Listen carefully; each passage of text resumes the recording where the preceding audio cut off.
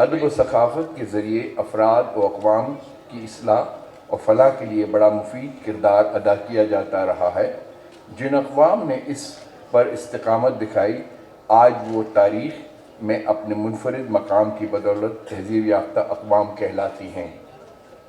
ادب و تہذیب اور ثقافت کے اس پرچار میں جن افراد نے اپنا کردار ادا کیا وہ امر ہو گئے۔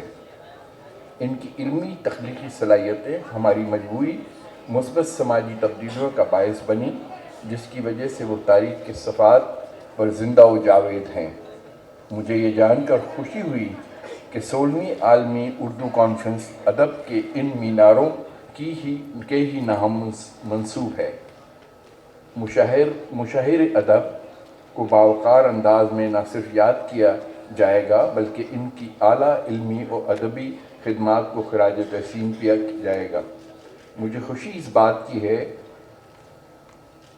کی بھی ہے کہ 16ویں عالمی اردو کانفرنس میں پہلے کی طرح سندھی، پنجابی، بلوچی، پشتو، سرائکی اور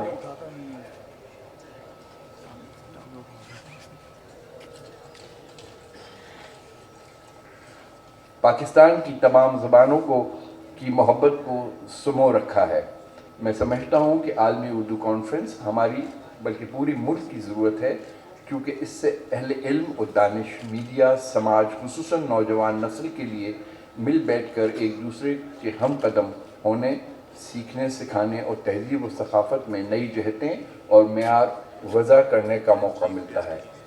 بہترین سماجی تبدیلیوں کے ذریعے اگر معاشرے کو امن و فلاح کا گہوارہ بنانا ہے تو ہمیں بھی اپنی علمی، فکری، تخلیقی استعداد کے مطابق اپنے حصے کا کردار ادا کرنا ہوگا۔